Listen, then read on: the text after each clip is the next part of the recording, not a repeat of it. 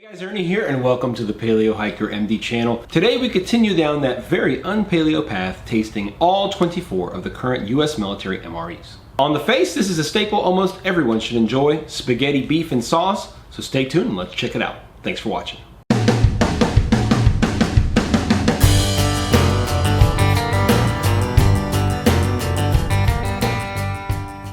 So here it is, guys, menu number 4, spaghetti with beef and sauce. Once again, made by Ameriqual in Evansville, Indiana. Production code on this one is 183rd day of 2018, so pretty darn fresh.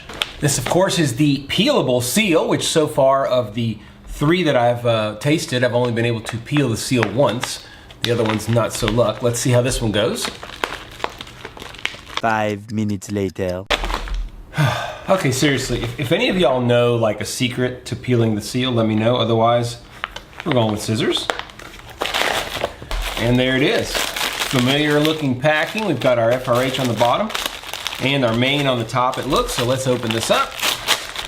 All right, so right on top, we've got our spaghetti with beef and sauce. And as expected, we have the little sleeve, which has the nutritional information, things like that. So we'll put that right underneath.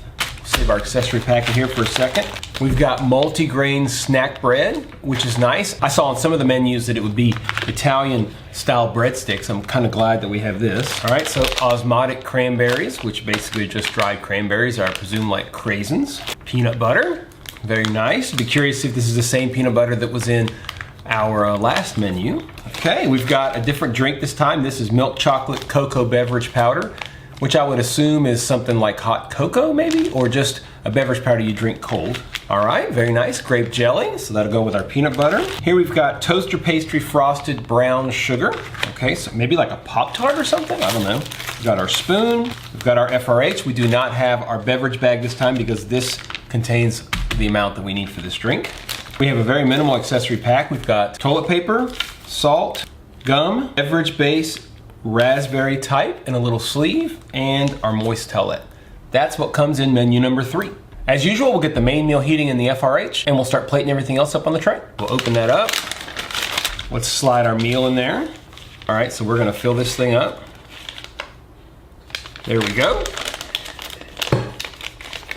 Fold this here. I could definitely hear it going now, which is a good thing. Oh yeah, definitely starting to feel it. So we're gonna put it in its sleeve. Make sure the top is tucked in good. Once it's activated, it should keep going. So no coffee this time. We've got our beverage base raspberry type 3. So we're gonna put this in here.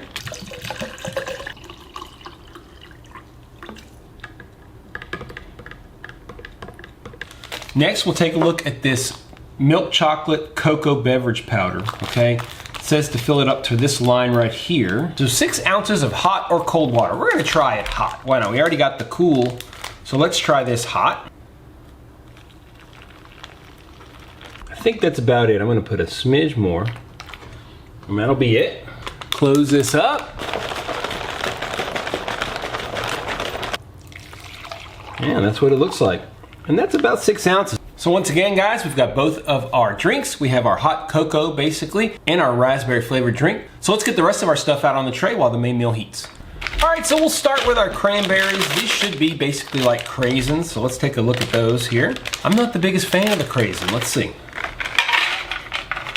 Yep, pretty much craisins. Now this toaster pastry is kind of interesting. I'm wondering if it's not like a Pop-Tart or something. I considered putting it into the FRH, but I think I'm just gonna pull it out now. It may kind of turn into a mess. Yeah, it looks all like a Pop-Tart. It's kind of in pieces here. Basically a brown sugar Pop-Tart. And I'm really interested to check this out. This is the multigrain snack bread. I'm hoping to be able to make a peanut butter and jelly sandwich out of this, so let's see what we get here. This is gonna be a toughie. There's that. Okay. Now, that will be very hard. I think if I try to cut that in half, we're gonna have some issues. So we might have to try something a little bit different. But we are going to make a peanut butter and jelly sandwich out of that thing with our peanut butter and our grape jelly. I'm looking at this and I'm just wondering, is there any way, but even if I'm able to cut this in half, it's gonna be so flimsy. So what we're gonna do is just cut it in half this way. And we're gonna make this the bottom, make this the top, and just make the best peanut butter and jelly sandwich we can. We're gonna start with the peanut butter on the bottom here. And like I said, last time I tried peanut butter, now this just says peanut butter. A lot of times it seems like they'll say type 1 or type 2, whatever it might be. The other peanut butter was not sweet at all, and I actually very much enjoyed it. I'm gonna try a little bit on its own again, just to see if it's the same peanut butter. It definitely tastes like the same peanut butter. Not at all sweet, which is the kind of peanut butter that I like.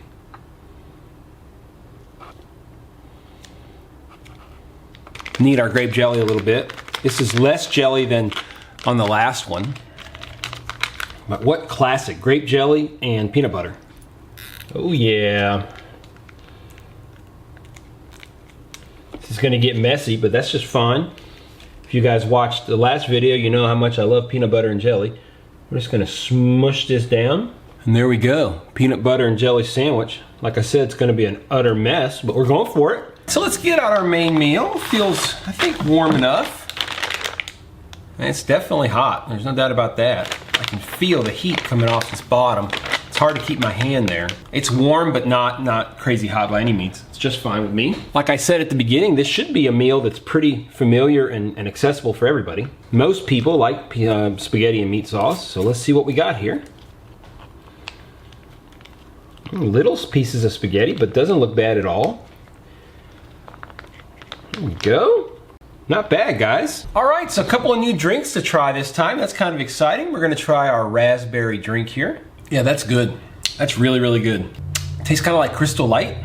I think this is sugar-based. They usually try to put sugar, but it tastes a lot like a raspberry Crystal Light. I like that. All right, how about our hot cocoa? I chose to make this warm. You can make it cold as well, but I thought, hey, let's make it warm. Yeah, that just tastes like ultra sweet, good, kind of canned hot cocoa, Swiss Miss or whatever. It does have a little bit of a weird aftertaste. Really artificial flavor tasting, but you know, tolerable.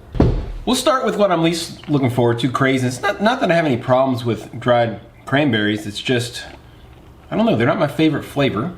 It's interesting, they're just chopped up, you know, they're like chopped up cranberries, they're not all whole or anything like that. My gosh, I mean, they've managed to make cranberries taste just like sugar. I mean, they barely even have any real cranberry flavor.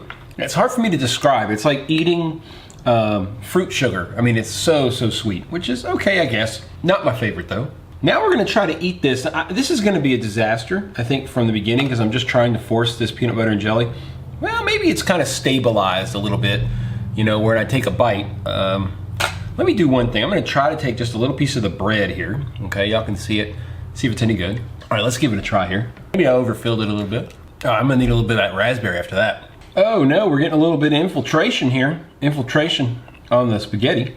If you watched my last video on menu number 3, they also had peanut butter and jelly. And I believe that was menu number 3. Pretty sure it was. I put that on crackers and it was almost like a more sophisticated peanut butter and jelly flavor. It was blackberry jelly or blackberry jam. This tastes more like your grade school PB&J, straight up grape jelly, peanut butter. It tastes just fine. It's a little awkward on the bread, but like I said in my last video, there's really nothing about peanut butter and jelly that I don't love, so it's fine with me. I mean, yeah, peanut butter and jelly, can't go wrong with that. So let's try a little bit of this. This is our spaghetti with the main meals. Y'all know that I always like to kind of give it a sniff test. It smells like pizza sauce, you know, kind of how pizza sauce is a little bit sweeter than tomato sauce or than spaghetti sauce. A little bit of meat there. Let's see what we got. Yeah, I mean, it's like very reminiscent of like Chef Boyardee as a kid, you know, really mushy, kind of low on flavor, but tastes exactly what you would expect it to. Not bad. I mean, you know, again, if you like this kind of stuff, it's just canned tasting food. It's not my favorite in the world. Doesn't obviously even equate to homemade stuff, but from the standpoint of how it tastes, it does not taste overly processed, all right? It doesn't taste like it came out of a pouch. It could use some seasoning. All the seasoning we have is salt. It does not need salt. It could use some pepper or maybe some Italian herbs or something like that. But all things considered, I think it's a pretty good main. And now for our Pop-Tart. Now I actually tend to not dislike Pop-Tarts, although I'm not the biggest fan of this brown sugar flavor. Well, I shouldn't say that. I'm not sure I've ever had one. I've just always thought I wouldn't like it. So let's give it a try. We're just gonna basically compare it to a Pop-Tart. Oh man, that's actually pretty good. That's not bad at all. It's like Pop-Tart meets cinnamon roll. I mean, it really is quite good. I bet you if you heated this a little bit on that FRH, oh man, it might take it to the next level. But it tastes very good, a little bit crumbly, obviously. but very good. Fresh tasting. Obviously this was packed last year, so it should be fresh tasting, but the flavors, particularly a predominant cinnamon flavor, is very, very good. Happy with that dessert. Overall, fairly happy with the whole thing. I'm not a big fan of the craisins, but overall, I think pretty good. Let me finish this up, then we'll step over and we'll talk about it and give it a rating. All right, so that's a look at menu number 4. Spaghetti with beef and sauce. Like all our other MRE videos here on the channel, we're gonna give this a rating. The rating is from 1 to 10. 1 is food that I would pretty much hesitate to feed my own dog. 5 is food that is edible, but I wouldn't call enjoyable. And 10, of course, is food that I would eat any day of the week, no problem. I'd have it in the house, feed it to me, feed it to the kids.